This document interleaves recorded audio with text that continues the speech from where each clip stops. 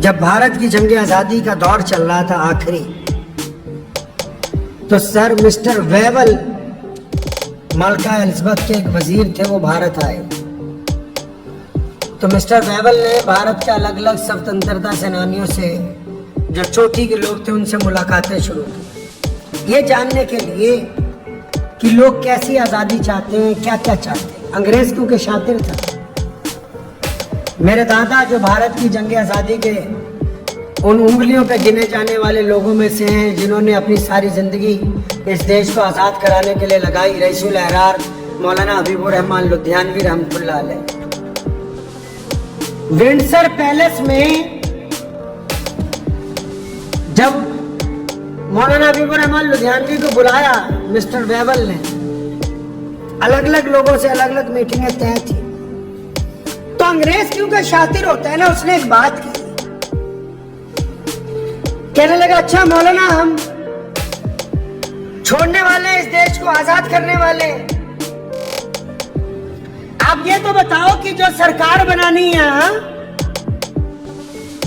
جو نظام بنانا ہے، تو سرکار کا دھرم کون سا ہوگا، سرکار کا مذہب کیا ہوگا؟ کیونکہ انگریز یہ سمجھتا تھا یہ جو نیتی ہے لوگوں کو آپس میں لڑانے کی، یہ اس مٹی میں یہ بیج انگریز نے بویا. انگریز یہ سمجھتا تھا کہ بھارت کا اتنا بڑا مولوی ہے، لاکھوں لوگ اس کے پیچھے چلتے ہیں، تو میں ان سے ہی پوچھوں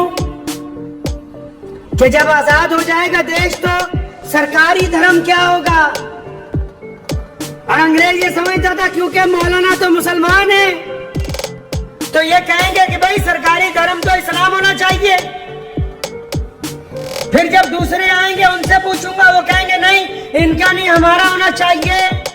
تو اس وقت رئیس الاحرار مولانا حبیب الرحمان لدھیانوی رحمۃ اللہ علیہ نے جو تاریخی بات کہی وہ آج کی سرکاروں کو بتانا چاہتا ہوں، اور فرمایا مسٹر ویول، اسلام نے ہمیں یہ سمجھایا ہے، ہمارے مذہب نے ہمیں یہ سمجھایا ہے کہ جو سرکار ہوتی ہے نا،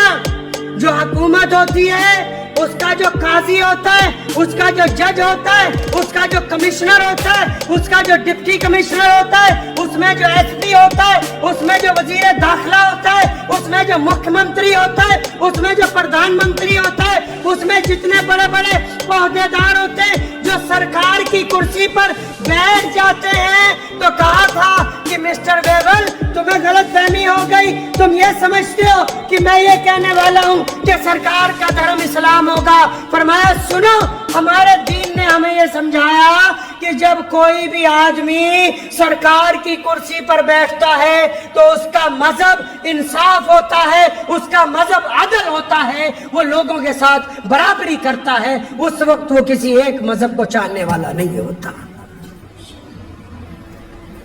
آج بھی اگر ہم یہ چاہتے ہیں کہ امن قائم رہے، محبتیں قائم رہے، تو ہمیشہ یاد رکھیے نفرت پھیلانے والے لوگ کم ہوتے ہیں، لیکن محبت والے کیونکہ چپ رہتے ہیں، ایک دوسرے سے پیار کا اظہار نہیں کرتے، اس لیے آپ کو دور سے نفرت پھیلانے والے ہی نظر آتے ہیں. آپ جائیے، میں نے پچھلے 2-3 دنوں میں جو تجربہ سوشل میڈیا پر جو ویڈیوز آئی ان سے نوٹ کیا کہ جس جگہ کے حالات بدترین ہوئے، وہاں کے جو مسلمان اور ہندو بھائی ہیں وہ تو آج بھی کندھے سے کندھا لگا کے کھڑے ہیں.